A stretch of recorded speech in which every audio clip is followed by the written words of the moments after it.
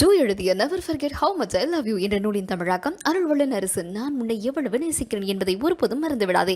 நூல்கள் இப்போது விற்பனைக்கு. நடிகர் சங்கம் தயாரிப்பாளர் சங்கத்தை டைவர்ஸ் பண்ணிருச்சா இல்ல தயாரிப்பாளர் சங்கம் நடிகர் சங்கத்தை டைவர்ஸ் பண்ணிருச்சா?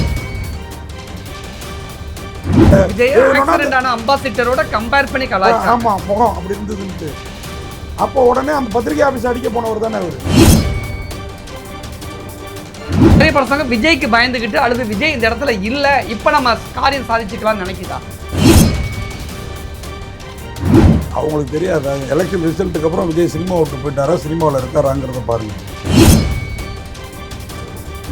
நீங்க சொல்றத பார்த்தா விஜய் பயங்கரமான சுயநலவாதிகள் மாதிரி ஒரு மாதிரி சைக்கிக் கேரக்டருங்க. இன்னைக்கு சைக்கோவா விஜயா? நிச்சயம் இதை விடுங்க. ரிலீஸ் ஆயிடுச்சு. எடிட்டர் நானும் ஒரு காரணமாக இருந்திருப்பேன்னு எடிட்டர் சங்கத்துலேருந்து அவரை நீக்கிட்டாங்க. இதுக்கு எடிட்டர் மட்டும்தான் காரணம்னு நீங்கள் நினைக்கிறீங்களா? யாரு கூட நடித்தப்போ ரிச்சா பல்லோட்டோட ஆபாச வீடியோ வெளியில் வந்தது. யாரு கூட நடித்தப்போ திரிஷா பாத்ரூமில் குளிக்கிறது வெளியில் வந்தது. இந்த திரிஷா இந்த ரிச்சா ஜாஜகான் ஹீரோனி உங்களோட ஆபாச வீடியோலாம் யார் வெளியிடுறா? இதெல்லாம் ஆராய்ந்து பார்த்தோம்னா வேற லெவலில் போவோம். நான் அபாண்டமாலாம் குற்றச்சாட்டு வைக்கல. இல்ல கேக்குறேன், திரிஷாவை தான் இப்ப திருச்சி தொகுதியில போட்டியிட போறாங்களா?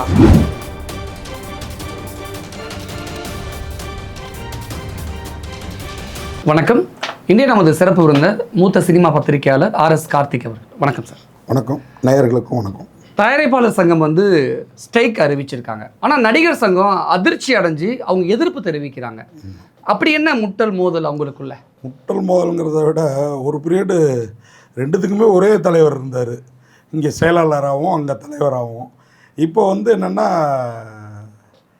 அவங்கள தானே குறி வச்சு இவங்க ஸ்ட்ரைக் அறிவிச்சு. நடிகர் சங்கம் தயாரிப்பாளர் சங்கத்தை டைவர்ஸ் பண்ணிருச்சா இல்லை தயாரிப்பாளர் சங்கம் நடிகர் சங்கத்தை டைவர்ஸ் பண்ணிடுச்சு? டைவர்ஸ்ன்னு சொல்ல முடியாது. அதான் நம்ம ஊரை சுற்றி இருக்கிற ஆந்திரா, கேரளா, ஆந்திரா மீன்ஸ் தெலுங்கு பேசுகிற அந்த சினிமா. ஏன்னா இப்போ தெலுங்கானா ஆந்திரான்னு ரெண்டாக பிரிஞ்சிருச்சு இல்லையா? தெலுங்கு சினிமா மொத்தமும், கேரளா மலையாள சினிமா, கன்னட சினிமா எல்லாமே பார்த்திங்கன்னா ஒரு மியூச்சுவல் அண்டர்ஸ்டாண்டிங்க்கு வந்துட்டாங்க. அதாவது நடிகர்கள், பெரிய நடிகர்களும் ப்ரொடியூசர்ஸும். அதாவது ஓப்பனிங்காக நான் அவங்களுக்கு இவ்வளோ சம்பளம், ஆனால் இவ்வளோ சம்பளத்தையும் கொடுக்க மாட்டேன். அட்வான்ஸ் மாதிரி ஒரு ஒரு ஒரு 100 கோடி ரூபா சம்பளம்னு வச்சுக்கோங்களேன். ஒரு 20 கோடி ரூபாயை கொடுத்துருவோம். பாக்கி படம் எடுக்கிறதுக்குள்ளார இன்னொரு 20 கோடி கூட கொடுத்துருவாங்க. பாக்கி ஒரு 60 கோடி ரூபாயை படம் எப்படி போகுது, ஒருவேளை நல்லா போச்சுன்னா பேசுனதை தாண்டியும் கொடுப்பாங்க. இப்போ எல்லா ஹீரோக்களும் அந்த தெலுங்குல அது ரொம்ப பர்ஃபெக்டாக போயிட்டு இருக்குது. அல்லு அர்ஜுன்லாம் அந்த இதை தான் ஃபாலோ பண்ணுறாரு. இது ஏன் தமிழ் சினிமாவில் சாத்தியம் இல்லை? அதனால தான் இப்போ நீங்கள் கேட்ட டைவர்ஸ் என்ன கேட்டீங்க, அந்த மாதிரி ஒரு மனநிலையில். அப்போ தெலுங்கு நடிகர்களுக்கு இரக்கம் இருக்குது, தமிழ் சினிமா நடிகர்களுக்கு இரக்கமே அப்படி நான் சொல்ல வரலங்க. இது எப்படின்னா நம்மளே ஒரு விஷயம் இப்படி பழகிட்டோம்னு வச்சுக்கோங்களேன், அதுலேருந்து மாறுறதை விரும்ப மாட்டோம்ல. நம்மளே இப்போ அது லாபமோ நஷ்டமோ, இப்போ தயாரிப்பாளர் நஷ்டமானா அது நடிகர்களையும் பாதிக்கும். அடுத்த படங்கள் வாய்ப்பு கிடைக்காம போகும். இந்த இடத்துக்கு ஒரு எக்ஸாம்பிள் ஒன்று சொல்லணும். இன்னைக்கு அரசியலில் அடுத்த முதல்வர் நான் தானே மந்திரி சபையெல்லாம் அறிவிச்சிட்டு இருக்கிறாரு விஜய் தானே சொல்றீங்க? ஆமாம். அவர் கலைஞர் இருந்தப்போ நம்ம நண்பர் அவர்கிட்ட மேனேஜராக இருந்தார். நான் சொல்லல, கட்டுக்கதெல்லாம் இல்லை. அவர்கிட்ட அவர் வளர்றதுக்கு எஸ் சந்திரசேகரும் அவரும் தாங்க ஒரு காரணம்னு வச்சுக்கோங்களேன். அவர் நம்ம சேனல்லே கூட பேசினதா நான் பார்த்ததா ஒரு ஞாபகம். அதுதான் நான் பிடி செல்வகுமார். உண்மையாகவே கலைஞர் இருந்தப்போ தேட்டரில் டிக்கெட் ரேட்டெல்லாம் குறைக்கணும்னு ஒரு பேச்சுவார்த்தை ப்ரொடியூசர் கவுன்சில், ஏன்னா படம் ஓடல அப்போவே அப்படின்ற மாதிரி ஒரு பேச்சுவார்த்தைக்கு கூட்டப்போ கலைஞர் ரேட்டை குறைச்சிடலாம், வெறும் டேக்ஸை மட்டும் ஃப்ரீ பண்ணால் பெருசாக மக்களுக்கு போய் சேர மாட்டேங்குது, ஒரு 20 ரூபா 30 ரூபா குறைக்கலாம் அப்படின்றப்போ கலைஞரை அப்போ இவங்கெல்லாம் டிஎம்கே போர்வாள்கள் தானே, யார் எஸ் சந்திரசேகர், விஜய்லாம். ஓகேங்களா? இன்னமும் நான் சொல்லுவேன், நான் திருப்பி விஜயை பற்றி எங்கே போனாலும் பேசுகிறதுக்கு காரணம் அதுதான். தன்னுடைய சுயலாபத்துக்காக ஒரு கட்சி ஆரம்பித்து மக்களை பந்தாடிக்கிட்டு துண்டாடிக்கிட்டு இருக்கிறாரு. அதுதான் நிஜம். விஜய் சொல்கிறீங்க? விஜய் நிச்சயமாக கடுமையான இல்லை. ஏன் அப்படின்னா அவர் அதான் இப்போ இந்த மேட்ரு சொன்னாலே உங்கள் சேனலில் தான் நானும் பார்த்தேன். நான் இந்த பிடி செல்வகுமார் சொன்னது தான். தேட்டரு அதுக்கு முடிச்சிட்ட அப்புறம் அதுக்கு வரேன். நான் தேட்டரில் டிக்கெட் ரேட்டை குறைச்சிங்கன்னா என் சம்பளத்தை குறைச்சிருவாங்க, தயாரிப்பாளர் குறைச்சிருவாங்க அப்படின்னு எஸ் சந்திரசேகர் மூலியமா கலைஞர்கிட்ட பேசி நேர்லேயே பேசி அவர் ஒரு கலைஞர் அப்போதைக்கு அதை தள்ளி வச்சுட்டார் அந்த திட்டத்தை. அதாவது மக்களுக்காக அதுல ஒரு அஜித் கூட மன்னர் டிக்கெட் ரேட்டை குறைக்கிறது. அஜித் ஒத்துக்கிட்டாரு, ஓகேன்ட்டு ஒத்துக்கிறது. ஆனால் அஜித் தான் ரசிகர்களை தவறாக வழிநடத்தவே இல்லையேங்க இன்னைய வரைக்கும். இப்போ யாரோ ஒருத்தர் பேசுகிறப்ப சொன்னாங்க, ஏங்க விஜய் கூட்டம் கொடுது அப்படின்றீங்க, அஜித்தை வர சொல்லுங்கள். இதை சத்யராஜ் தான் பேசினார் இப்போ இந்த எலெக்ஷன் மேடைகளில். உண்மை அதுதான், அஜித்துக்கும் அந்த மாசு இருக்குது. ஆனால் அஜித் சம்பளம் பார்த்தீங்கன்னா இவர் 250 கோடி வாங்குறப்போ அவர் 150 கோடியை தாண்டல. அவர் நினச்சிருந்தா வாங்கியிருக்கலாம். அவர் இத்தனைக்கு ஒரு வருஷத்துக்கு 2 படம் பண்ணுவார் விஜய், அவர் 2 வருஷத்துக்கு ஒரு படம் பண்ணுவார். அப்ப இதை எப்படி புரிஞ்சுக்கலாமா? தயாரிப்பாளர் மீது, தயாரிப்பாளர் குடும்பத்தின் மீது முழு அக்கறையும் அன்பும் அஜித்துக்கு இருக்கு, விஜய்க்கு வெறும் சுயநலம் மட்டும்தான் இருக்கு, அப்படி புரிஞ்சுக்கணுமா? தயாரிப்பாளர் மீது மட்டும் இல்லைங்க, மக்கள் மீதுமே அஜித்துக்கு உண்மையான அன்பும் இதுவும் இருக்குது. அதனால தான் அரசியல் குதிக்காம ஏன் அஜித் அவ்வளவு தூரம் ஆதரிச்சு பேசுறீங்க? இல்லை பேசுறேன்னா விஜய் வந்து நமக்கு வந்து அஜித்தை உயர்த்தி பேசுறீங்களா? உயர்த்தி பேச ஒரே ஒரு விஷயம், நான் வந்து சினிமா பத்திரிகையாளர் சங்கத்துக்கு செயலாளருங்க. 75 ஆண்டு சங்கம். இதை வந்து சொல்லியே ஆகணும் இந்த மாதிரி இடத்துல. ஏன்னா விஜய் ஏதோ வள்ளல் அண்ணா என்ன செஞ்சுருக்காரு தெரியுமான்னு பார்க்குறப்ப நமக்கு வேடிக்கையாக இருக்குது. 32 வருஷமாக அந்த சினிமா பத்திரிகையாளராக இருக்கேன். இன்னைய வரைக்கும் ஒரு டொனேஷன் கேட்டால் கூட கிடைக்காத ஒரே இடம்னா அது விஜய் மட்டும்தான். மனசாட்சி கை வச்சு சொல்லுங்க, விஜய் ஒன்றுமே பண்ணலையா? எதுவுமே பண்ணல. ஒரே ஒரு ட்ரிப்பு பத்திரிகையாளர்களை மீட் பண்ணார். அப்போ ஒரு அதை வந்து எப்படி நான் வந்து பத்திரிகையாளராக சொல்கிறதுன்ட்டு இல்லை, அதுவும் வந்து அவருடைய பட ப்ரொமோஷன். ரெண்டாவது விஜய் எப்படி பண்ணுவார் தெரியுங்களா உங்களுக்கு? பட ப்ரொமோஷன், அது யார் அந்த படத்தோட ப்ரொடியூசரோ அவங்க ஒரு கோல்டு காயின் கொடுத்ததோ ஒரு 3 பேரை கூட கிண்டல் பண்ணிக்கிட்டே இருப்பாங்க நம்ம வலைதளங்கள்லாம். இதுலேயே நான் யாரை சொல்கிறேங்கிறது உங்களுக்கு புரிஞ்சிடும், ஓகேங்களா?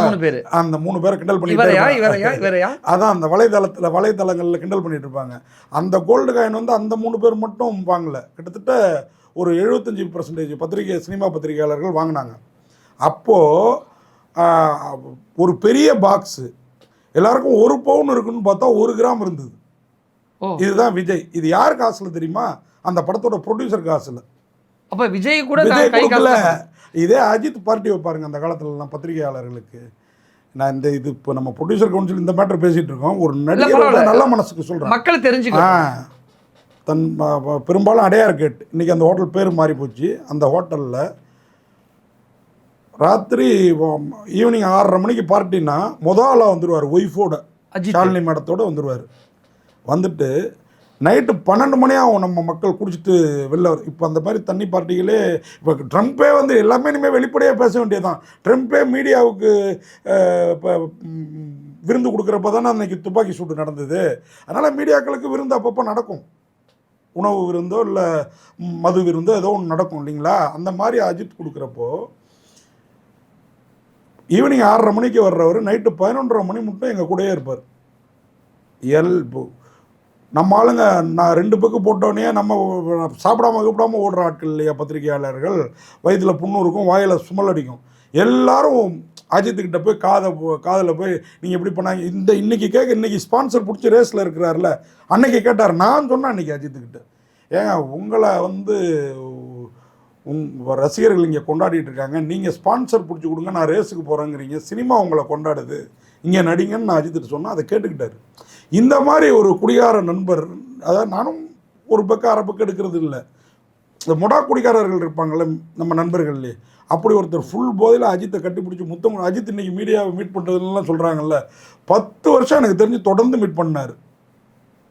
ஃபோட்டோ நம்ம எடுக்க வேணாம், அவங்க ஆள் வச்சுருப்பாங்க. நம்ம எல்லாரையும் வரிசையாக பத்திரிகைக்காரங்க கேட்க கூச்சப்படுவாங்க, ப்ரெஸ்டீஜ் பார்ப்பாங்கன்னு எல்லாரையும் நிற்க வச்சு அஜித் ஒய்ஃபு இவங்க ஃபோட்டோ எடுத்துப்பாங்க. அவ்வளோ தூரம் அஜித் இறங்கி பத்திரிகையாளர்களுக்காக. அப்படிப்பட்ட அஜித் ஒரு பீரியடுக்கு அப்புறம் ரசிகர்களும் மீட் பண்ணுறது கிடையாது, பத்திரிகையாளர் மீட் கிடையாதுன்னா இந்த தேவைக்கு அதிகமான அட்வைஸு, அது இல்லாமல் தண்ணியை போட்டு முத்தம் கொடுக்கறது, கட்டி பிடிக்கிறது, ஒரு ஸ்டேஜுக்கு அப்புறம் ஒரு பக்கம் வந்துடும். இப்போ நம்மளே ஒரு 20 வருஷத்துக்கு முன்னாடி இருந்த மனநிலையில் இன்னைக்கு எங்கள் தலையை அவ்வளோ தூரம் பத்திரிகையாளர்கள் டார்ச்சர் பண்ணியிருக்கீங்க எல்லாரும். உண்மையா தலைவா? அது டார்ச்சர், அவர் அப்படி எடுத்துக்கல, அன்பு தொல்லை. அது ஒரு ஸ்டேஜுக்கு அப்புறம் குடியால் சில பத்திரிகையாளர்கள் மரணம் அடைந்தாங்க. அதனால் அந்த பார்ட்டியை நிறுத்திட்டார். ஒரு மனுஷன் தன்னோட முன்னேற்றத்துக்காக எதை வேணாலும் செய்யலான்னு இல்லை. நான் விஷயத்துக்கு போகிறேன். கொரோனா அப்போ நான் தான் முத அவங்க மேனேஜர் சுரேஷ் சந்திராட்ட கேட்டு, மேனேஜர் கம் பிஆர்ஓட்ட கேட்டு ஒரு கடிதம் அனுப்பினோம். இமெயில் அட்ரஸ் தான், இதை அனுப்பிடுங்க பத்திரிகையாளர் சங்க செயலாளர். எங்களுக்குள்ளார ஒரு 2-3 சங்கம் இருக்குது, இது இல்லாமல் பிஆர்ஓ சங்கம் இருக்குது. முதல்வருக்கு நிதி கொடுத்தாருல்ல கொரோனாவுக்கு, அப்போ யாருக்குமே வருமானம் கிடையாது. புரியுதா உங்களுக்கு? 100 ரூபாய்க்கு கஷ்டப்பட்டுட்டு இருந்தோம் எல்லாருமே. அதாவது நம்மள்ட்ட வீடு இருக்கும், சொந்த வீடு, ஆனால் காசு வேணும்ல, வேலை பார்த்தா தானே காசு வரும். அப்போது ஒரு 2-3 மாதம் நல்லா இருக்குல்ல. அந்த கொரோனா அப்போவே 2.5 லட்ச ரூபா எங்கள் சங்கத்துக்கு போட்டாருங்க அஜித். சரி, இது நம்ம கேட்டோம். எங்கள் சங்கத்துக்கு மட்டும் இல்லை, மூலையும் எல்லா சங்கத்துக்கும் கிடச்சிது அந்த 2 லட்சம். எல்லா பத்திரிகையாளர் சங்கத்துக்கும், மக்கள் தொடர்பாளர் சங்கத்துக்கும், அப்புறம் அந்த சினிமாவில் இருக்க அந்த இந்த 3 சங்கமும் அதில் வராது இல்லைங்களா, இந்த பெப்சியிலோட 24 கிராஃப்ட்டுக்கும் அஜித் கொடுத்துட்டாருன்னு நம்ம விஜய்க்கு கடிதம் எழுதணும். இன்னைய வரைக்கும் பதில் கிடையாது. இதை விட்டுருங்க, இதுக்கு மேலே ஒரு ஹைலைட் இருக்குது. அஜித் அடுத்த கொரோனாங்க எடப்பாடி சிஎம் ஆகிட்டார். நம்ம விஜய் என்ன பண்ணார், ஸ்டாலின் சிஎம் ஆகிட்டார். கொரோனா எடப்பாடி சிஎம் கொடுத்துட்டாரு எடப்பாடிக்கு. விஜய் எல்லாரும் கொடுக்குறாங்களேங்கிறதுக்கே ஏதோ ஒன்று கொடுத்தாரு. நான் அப்படி குறைச்சி சொல்கிறேன்லாம் சொல்ல, வள்ளல்ன்றாங்களே மக்கள், அவருக்கு சொல்ல வரேன். 2வது சிஎம் இவங்க கூட தான். அப்போ தான் ஏதோ கருத்து முதல் டிஎம்கே கூட, யாருக்கு நேற்று வரைக்கும் டிஎம்கே போர்வாளாக இருந்த விஜய்க்கும் விஜயோட அப்பாவுக்கும் ஒன்றும் கிடையாது. இந்த மாதிரி தான் ஏதாவது கோரிக்கை வச்சுருப்பாங்க. கலைஞர்கிட்ட போய் டிக்கெட் விலையை ஏற்றாதீங்க எங்களுக்கு வேணும்ன்ட்டு, அந்த மாதிரி ஏதாவது கோரிக்கையை சொல்லியிருப்பாங்க. அதை கேட்டிருக்க மாட்டாங்க. நான் இன்னொரு மேட்டருக்கும் வரேன். அடுத்தது இப்போது அந்த 2வது கொரோனா எடப்பாடிக்கு அனுப்புகிறாரு. பார்த்தா எங்கள் அக்கௌண்ட், எங்கள் சங்க அக்கௌண்ட்டில் 2.5 லட்ச ரூபா வந்து அஜித் சார்பாக உழுது. 2வது ட்ரிப்பு கேட்கவே இல்லை எல்லா சங்கத்துக்கும். இவர் வள்ளலா இன்னைய வரைக்கும் அந்த லெட்டருக்கு பதில் இல்லை விஜய்கிட்ட இருந்து. ஓகேங்களா? ஆனா விஜய் இது வரைக்கும் யாருக்குமே ஒண்ணுமே செய்யல அப்படின்னு நீங்க சொல்றீங்க. ஆனா சில பொண்ணுங்கள்லாம் எங்க அண்ணனுக்கு நான் பொண்டாட்டியாவும் இருப்பேன். அதுதான் சார் பப்ளிசிட்டி. இந்த பிடி செல்வகுமார் உங்க இதுல பேட்டி கொடுத்தாரு, அவர் தான் இது எல்லாத்துக்கும் காரணம். அவங்க அப்பாவும் இவங்களும் நோட்டு புக்கு கொடுக்கறது. ஒரு நானே 100 பேருக்கு நோட்டு புக்கு கொடுப்பேன். நீங்க சொல்றத பார்த்தா அது நோட்டு புக்கு விஜய் கூட கொடுக்கல, வேற யாராவது ஸ்பான்சர் பண்ற மாதிரி சொல்லுவீங்க போல. அன்னைக்கு ரசிகன் படம் எடுத்தாங்கன்னா அந்த ப்ரொடியூசர் வச்சு அவங்க அப்பா படம் நடிக்கிறதுக்கு முன்னாடியே ரசிகர் மன்ற ஆரம்பிச்சவங்க தானே அவங்க. நடிக்க கேமரா முன்னாடி நிற்கிறப்பயே எப்படிங்க ரசிகர் வருவார் உங்களுக்கு? ரசிகர் மன்றம். ஆமாம், அந்த படத்தில் உங்களை வந்து ஆக்சிடென்ட் ஆன அம்பாசிடர் கார் மாதிரி இருக்குன்னு ஏதோ அப்படின்னு பத்திரிகையில் அம்பாசிடரோட கம்பேர் பண்ணி கலாய்ச்சாங்க. ஆமாம், முகம் அப்படி இருந்ததுன்ட்டு. அப்போ உடனே அந்த பத்திரிகை ஆஃபீஸ் அடிக்க போனவர் தானே அவர். பிரபல வார எழுதர். ஓகேங்களா? விஜய் டிவி கூட போக்கிரி படத்துக்கு பேக்கரின்னு வச்சு ஒரு காமெடி ஷோ பண்ணாங்க சந்தானம் மாதிரி. அதுக்கே கூப்பிட்டு வச்சு விஜய் மிரட்டினாங்கிற மாதிரி எல்லாம் கேள்விப்பட்டோம். இதுதான் இவர் விஜய் டிவியே விஜய் மிரட்டினார். சிஎம் ஆனா என்ன ஆகும் அதுக்குள்ளார நம்ம போனோம். இப்போ இதுதான் இந்த ப்ரொடியூசர் கவுன்சில் மேட்டர்ல விஜய் கொடுத்தாருங்கிறலாம் சுத்த போயிங்க. எனக்கு தெரியும். ஒருவேளை இப்படி புரிஞ்சுக்கலாமா, விஜய் சினிமா விட்டுட்டு போயிட்டாரு, நடிகர்களுடைய சம்பளத்தை கம்மி பண்ணால் விஜய் தான் எதிர்ப்பு தெரிவிப்பார், அவர் சினிமா விட்டே போயிட்டாரு, இனிமேல் இதுதான் நமக்கு சான்ஸ் அப்படின்னு தயாரிப்பாளர் சங்கம் நினச்சிக்கிட்டு போராட்டம் நடத்துதா? யார் சொன்னா விஜய் சினிமா விட்டு போயிட்டாருன்னு? இப்போ தயாரிப்பாளர் சங்கம் விஜய்க்கு பயந்துக்கிட்டு அல்லது விஜய் இந்த இடத்துல இல்லை இப்போ நம்ம காரியம் சாதிச்சுக்கலாம்னு நினைக்குதா? அவங்களுக்கு தெரியாதா? எலெக்ஷன் ரிசல்ட்டுக்கு அப்புறம் விஜய் சினிமா விட்டு போயிட்டாரா சினிமாவில் இருக்காராங்கிறத பாருங்க. ஏன் அப்படி சொல்கிறீங்க? அதுதான் நிஜம் சார். இவங்களோட நோக்கம் நம்ம அரசியலுக்கு வந்து மக்களை வந்து அப்படியே பொன்னான தமிழ்நாடு ஆக்கிடணும் அப்படிங்கிறதுலாம் கிடையாது. அதுக்கு இன்றைக்கி இருக்கிற ஆட்சியாளரும் சரி, நேற்று ஆண்டவர்களுமே இவரை விட 100 டைம்ஸ் பெட்டர். எல்லாம் சுயநலம் பிடிச்சவர். விஜய் ஏன் இவ்வளோ தூரம் தாழ்த்தி சார் விஜய் டமாலும் தூக்கி போட்டு மிதிக்கிறீங்களே? டமால் நான் இது வரைக்கும் நான் கான்ட்ரவர்சியை யாரை பற்றியும் யூடியூப்பில் பேசுனது கிடையாது. விஜய் அரசியலுக்கு வர்றதை மட்டும் எதிர்த்து தொடர்ந்து பேசிட்டு இருக்கேன். அது யாரும் அவர் இருந்த அதே ஏரியாவில் தான் நான் வந்து பேச்சுலராக குடியிருந்திருக்கிறேன். இவரை பற்றி ஒரு நாளும் அவர் நடிக்க வந்தப்போ அந்த கதைகள் என்ன இன்னைக்கு நடந்துகிட்டு இருக்க கதைகள் சொல்லிட்டு ஸ்டாப் பண்ணிட்டீங்க சார். இப்போ ஒன்றும் இல்லை சார், அரசியலுக்கு வர்றாரு சார். ஒரு சின்ன இது சொல்கிறேன், அந்த காவேரி ஸ்ட்ரீட்டில் தான் இவர்கிட்ட வேலை பார்க்குறவங்களுக்கு வீடு கட்டி கொடுத்தாரு. அங்கேருந்து ஒருத்தர் வெளியில் அனுப்புனார்ல, இவர்கிட்ட பிடி செல்வகுமார் இல்லை, இன்னொருத்தர் ஒரு குமார்னு பேருன்னு நினைக்கிறேன், அவரை வந்து அப்பாவுக்கு சப்போர்ட்டாக இருக்காருன்னு வெளியில் அனுப்புனார். அவர் பொண்டாட்டி பிள்ளைங்களோட ரோட்டில் நின்று பெரிய போராட்டங்கள்லாம் பண்ணிட்டு இருந்தார். ஒயிட் அண்ட் ஒயிட்டில் இருப்பார் இல்லைங்களா? அவர் வந்து அந்த வீடு இருக்குல்ல, அங்கே ஒரு 10-15 பேருக்கு வீடு கட்டி கொடுத்துருக்காரு. எனக்கு கரெக்டாக அக்யூரேட்டாக நம்பர்ஸ் தெரியல. அந்த வீட்டுக்கு இப்போ அரசியலுக்கு வந்த பிறகு வாடகையை உயர்த்தி இருக்கிறார். காவிரி ஸ்ட்ரீட்டோட கடைசி பில்டிங் முதல் பில்டிங் இங்கே சாலிகிராம் லேப்லேருந்து போனோம்னா ரைட் சைடு. இது ஒரு மனித பண்பாங்க. உனக்கிட்ட இருக்கிற கோடிகளுக்கு உங்கள்கிட்ட வேலை பார்க்குறவனுக்கு வீடு கட்டி கொடுத்துருக்குற, அந்த வீட்டுக்கு நீ ஒரு வருஷத்துக்கு ஒரு முறை இந்த மாதிரி வாடகை ஏற்றுவீங்க. அதுவும் இப்போ எலெக்ஷன் டயத்தில் ஏற்றுறீங்கன்னா அவங்க புலம்புறாங்க. அன்றைக்கி நாங்கள் ஒரு கடையில் பர்ச்சேஸ் பண்ணுவோம். அப்போ நானே இதே விருகம் பார்க்க சாலிகிராம் இந்த ஏரியாவில் தானே இருக்கேன். அப்போ நமக்கு தெரியும். இதை விடுங்க, விஜயோட தாய் மாமா நான் இருக்கிற விருக்கம் பக்கத்தில் தான் இருக்கிறாரு. இவர் ஊரெல்லாம் என்ன மாமாவா ஏற்றுக்குங்க. பிரிட்டோ சொல்றீங்களா? பிரிட்டோ வந்து ஒன்று விட்ட மாமா, ஒரிஜினல் மாமா, சோபாவோட சொந்த தம்பி. சகோதரி தான் இவரோட விக்ராந்தோட அம்மா.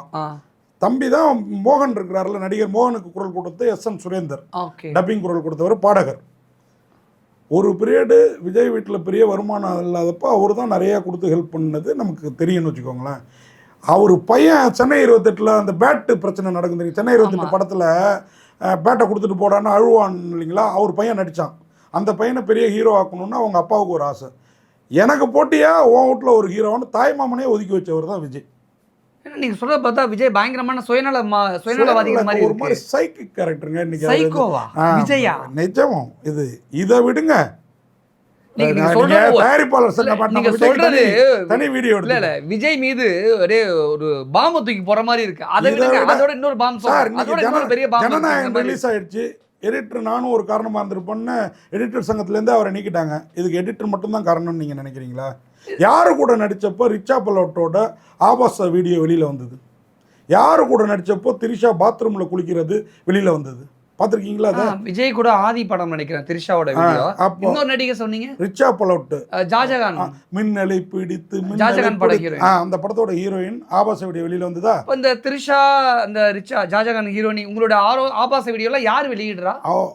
அதுதான் நீங்க தான் கேட்கணும். இன்னைக்கு ஜனநாயகனும் வெளிய வந்துருச்சு ரிலீஸ்க்கு முன்னாடி. அப்ப ஜனநாயகன் படம் ரிலீஸ் ஆனதுக்கும் திரிஷா ஆபாச வீடியோ ரிலீஸ் ஆனதுக்கும் கனெக்ட் இருக்கா? ரிச்சா பலோட் வீடியோ ரிலீஸ் ஆனது சார், இவர் ஜெயிக்கிறதுக்காக என்ன வேணாலும் பண்ணுவார் சார். விஜய் ஜெயிக்க இன்னைக்கு அப்படிதான் மக்கள் பின்னாடியே ஓடுது. அவர் பின்னாடியே நீங்க சொல்றத பார்த்தா விஜய்ங்கிற பேரை பார்த்தாலே விஜய்ங்கிற முகத்தை பார்த்தாலே பயமா இருக்கு. இத்தனை படம் பண்ணியிருக்கான் அந்த பிரவீனா, அந்த எடிட்டர்.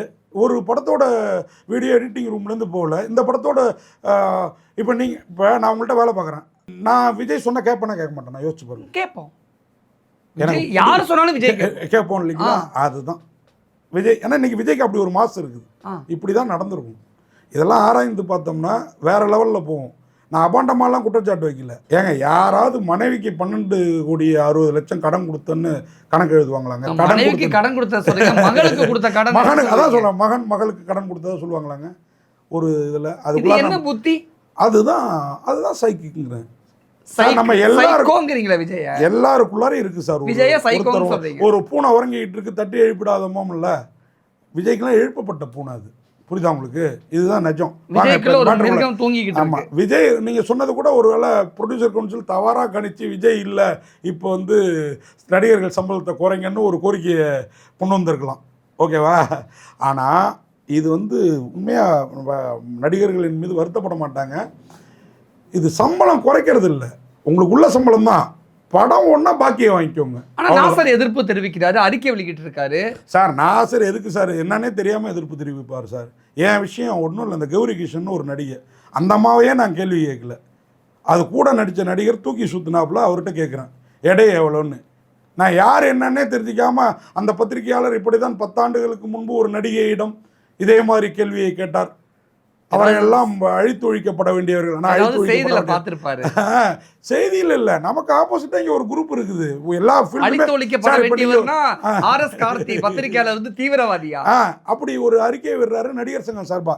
இவரை பார்த்துட்டு மலையாள முதல்ல நடந்தது என்னன்னு தெரிஞ்சுக்கோங்கப்பா. நான் அந்த நடிகை கிட்ட கேட்டேன்னா அது அவ்வளோ தப்பான கேள்வியா என்னங்கிறத தெரிஞ்சுக்கணும். இது தெரியாமையே அந்த நடிகை, அது மலையாளத்து பொண்ணு வீர தமிழ்ச்சி மாதிரி தூக்கி வச்சுட்டு கொண்டாடுறதும், சுத்த தமிழன் நம்மளை கேள்வி கேட்க தெரியாத மாதிரி சமூக வலைதளத்திலாம் நாரடிக்கிறது. இப்போ தான் சமூகம் அப்படி தானே இருக்குது.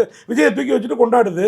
இங்கே நாட்டுக்காக யாராவது பாடுபடுற, நான் இந்த கட்சியும் சாராதவங்க, ஸ்டாலினையும் எடப்பாடியையும் உதயநிதி ஸ்டாலினையும் அசிங்கப்படுத்துது இந்த மக்கள்.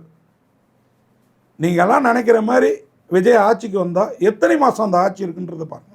எத்தனை மாதம் இருக்குன்னு நினைக்கிறீங்க? 6 மாதத்துலேருந்து 1 வருஷத்துக்கு மேலே இருக்கு சார். நிர்வாகம் பண்ண தெரியாது சார். ஆளானப்பட்ட கலைஞரோட பையன் ஸ்டாலின்னு திணறத நம்மெல்லாம் செய்திகளில் பார்க்கணும். விஜய்க்கு நிர்வாகம் பண்ண தெரியலாட்டி விஜய் கூட இருக்கக்கூடிய தோழிகளோ அல்லது வேசாக நடிகைகளோ யாரோ ஒருத்தங்க முதலமைச்சர் சொல்லிட்டு இருக்காங்க. இப்பயே அதானே சொல்லிட்டு இருக்காங்க. 2 தொகுதியிலையும் ஜெயிச்சாருன்னா ஏதாவது ஒரு தொகுதியில் நீங்கள் சொல்கிற அந்த நடிகையை நிற்க வைப்பாருன்ட்டு எல்லாரும் சொல்ற மாதிரி திரிஷாவை சொல்ல வரீங்களா? அது நீங்க தான் யூகம் பண்ணிக்கணும். என்னையே உங்களை மாட்டி விட பாக்கல. இல்ல கேக்குறேன், திரிஷாவை தான் இப்ப திருச்சி தொகுதியில போட்டியிட போறாங்களா? திரிஷா திருச்சி நல்லா இருக்குல்ல. திரிஷா திருச்சி இடைத்தேர்தலில் இவர் ஜெயிச்சாருன்னா அதுக்கெல்லாம் வாய்ப்பே இல்லை. இவர் ஜெயிச்சாருன்னா ஓகேங்களா, அப்படி தான் அவர் எய்ம் பண்ணியிருக்காரு. நான் ஒரு ப்ரெஸ் மீட்லேயே கேள்வி கேட்டேனே சமீபமாக TN 2026 விஜயை தாக்கி அந்த படம் எடுத்திருக்கிறதா அவங்க ரசிகர்கள்லாம் கொந்தளிச்சாங்கல்ல. நீங்கள் நடிகர் அரசியலுக்கு வர்றதா எடுத்திருக்கீங்க, உண்மையாகவே அவர் முதல்வர் ஆகணும்னு ஆசைப்பட்றாரா இல்லை அவர் கூட இருக்கிற காதலி நடி முதல்வர் ஆக்கணும்னு ஆசைப்பட்றாரா இந்த கதைப்படி அப்படின்னு கேட்டேன். அதேமாதிரி விஜய் வந்து அந்த ஃபங்க்ஷனில் எல்லோரும் சிங்கம் சிங்கம், ஏன்னா அந்த படத்துக்கு பயங்கர எதிர்ப்பு. அப்போ தான் ஆடியோ ரிலீஸ் சிங்கம் சிங்கம்னாங்க. உங்கள் நெஞ்சை தொட்டு சொல்லுங்கள், விஜய் எந்த விதத்தில் நீங்கள் சிங்கம்னு பார்த்தீங்க? நிஜமாலுமே அவர் வந்து சிங்கமா? நீங்கள் பாட்டே இப்படி சொல்லி அவருக்கு ஓட்டு இன்னும் ஜாஸ்தி ஆகிட போகுதுங்க அப்படின்னு கேள்வி கேட்டேன். இப்போ நான் கேட்குறேன், நீங்கள் சொல்லுங்கள், உங்கள் நெஞ்சை தொட்டு சொல்லுங்கள், விஜய் சிங்கமா? முன்னாடி ஒரு எழுத்தை போட்டுக்கிட்டிங்கன்னா சொல்லலாம், உயிரெழுத்தில் முதல் எழுத்து போட்டுக்கலாம்.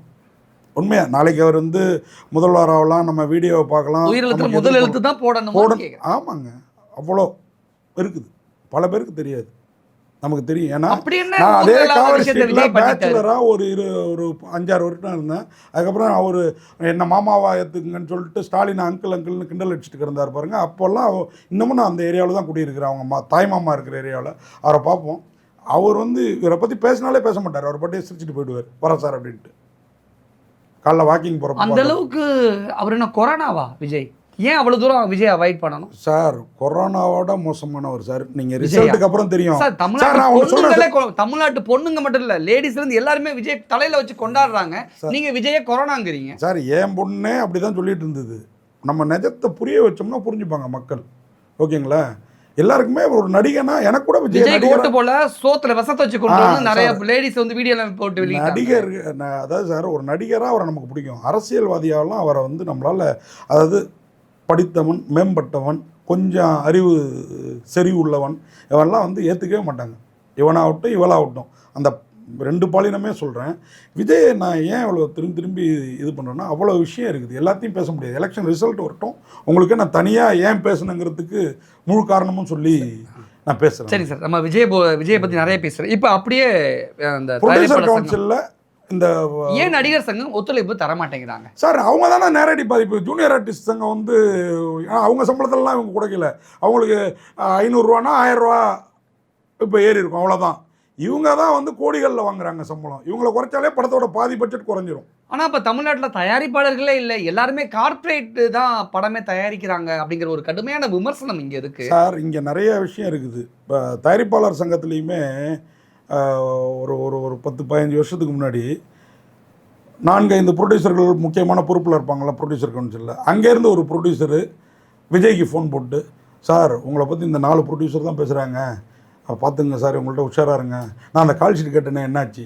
இது நான் இப்போ இல்லை, நமக்கு நிறையா விஷயம். நடிகர்களோட சம்பளத்தை உயர்த்தி விட்டதே ப்ரொடியூசர்கள் தான் சார்.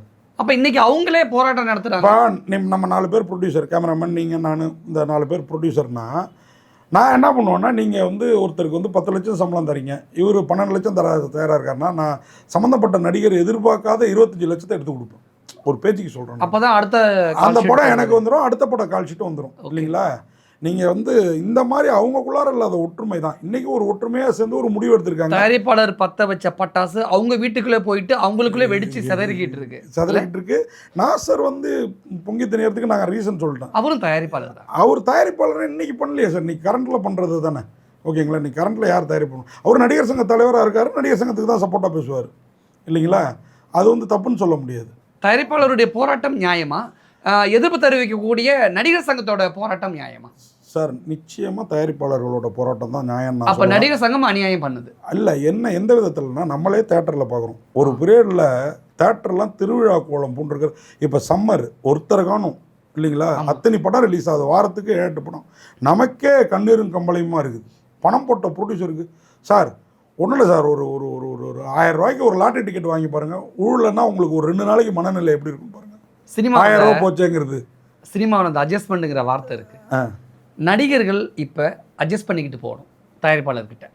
நீங்கள் சொல்ல வர்றதை பார்த்தா என்னமோ இவ்வளோ நாளும் நடிகைகள் அட்ஜஸ்ட் பண்ணிட்டு போன மாதிரி இப்போ நடிகர்கள் அட்ஜஸ்ட் இல்லை, அந்த ஒரு சொல்லாட இருக்கே அப்படிங்கிறதுக்காக சொல்ல வரேன். அப்படிலாம் ஒன்றும் இல்லை, நடிகர்கள் அட்ஜஸ்ட் பண்ண வேணாம். நடிகர்களுக்கு அட்ஜஸ்ட் பண்ண தெரியலையா? இல்லை, தெரியலையா? சாரி, நான் தான் சொல்ல சார், நம்ம ஒரு கட்டமைப்பில் இருக்கோம், எனக்கு மாதம் இவ்வளோ வருது, இல்லை ஒரு படத்துக்கு இவ்வளோ வருது அப்படிங்கிற எண்ணத்தில் இருக்கிறேன்னா, அது இதுக்கப்புறம் இல்லை, ஏன்னா இவங்களுக்கு தெரியும் எல்லா படமும் ஓடிடுறது இல்லைன்னு. இன்னும் போன வருஷம் இத்தனை படம் ரிலீஸ் ஆகிருக்குன்னா அதில் ஒரு 5-6 படம் தான் குறிப்பிட்டு சொல்கிற மாதிரி ஓடி இருக்குது. ஒரு 2 பெரிய பட்ஜெட் படம், 2 சின்ன பட்ஜெட் படம் ஓடி இருக்குது. தாய் கிழவி இன்னும் 2 படங்கள் சொன்னாங்க இல்லைங்களா. அப்போ 100-200 படங்கள் ரிலீஸ் ஆகிற இடத்துல 4-5 படம் தான் ஓடுது. அப்போ இப்போ இவங்க கொண்டு வர ஸ்கீம் படி பார்த்தா பல நடிகர்களுக்கு வெறும் அட்வான்ஸோடு முடிஞ்சு போயிடும், காசு கிடைக்காது. அதுக்கு தான் பதறாங்க. உங்களுக்கு ஒரு வருமானம் பாதிக்குதுன்னா நியாய தர்மத்தை தாண்டி நீங்கள் உங்கள் வருமானம் பக்கம் தானே இருப்பீங்க. நிச்சயமா இன்றைக்கி நம்ம அப்பா தாத்தா காலத்து நேர்மையோ அந்த குணமோ நம்ம யார்கிட்டையுமே கிடையாது. அப்போ இதுதான் நடக்கும் இல்லைங்களா. இதுதான் சினிமாவில் உண்மையே இல்லை, அதனால தயாரிப்பாளர் சங்கம் இப்படி ஒரு போர்க்கொடியை தூக்கியிருக்காங்க, அப்படி புரிஞ்சுக்கலாமா? கண்டிப்பாக சினிமாவில் இல்லை, தயாரிப்பாளர்களையும் சேர்த்து சினிமாவில் ஒட்டுமொத்த சினிமாவிலையுமே உண்மைங்கிறது இப்போ இல்லை. நம்ம படிச்சுட்டு இருக்கப்போ சினிமாவில் வந்து நம்ம அடிக்கடி ஒரு வார்த்தை கேள்விப்படுறோம், சினிமா குட்டி சாரா போச்சு, நாசமாக போச்சு நம்மள. இதுக்கு யார் சார் முதல் காரணம்? யார் சார்? நடிகர்களா, தயாரிப்பாளர்களா, நடிகைகளா, யார்? எல்லாருமே தான் சார். அதாவது தயாரிப்பாளரில் தொடங்கி தயாரிப்பு நிர்வாகிகள் வரை எல்லாரையுமே சொல்லணும். ப்ரொடக்ஷன் மேனேஜர்ஸு, ப்ரொடக்ஷன் அசிஸ்டண்ட் வரை. இன்னும் சொல்ல போனால் முன்னாடிலாம் நீங்கள் வந்து இந்த பெப்சி அமைப்பை எதிர்த்து எதுவுமே பண்ண முடியாது. இன்றைக்கி வந்து பல விஷயங்கள் நடந்துட்டு பெப்சி இல்லாமல் எது வேணாலும் பண்ணிக்கலாம் அப்படிங்கிற ஒரு மாற்றம் வந்துருக்குது.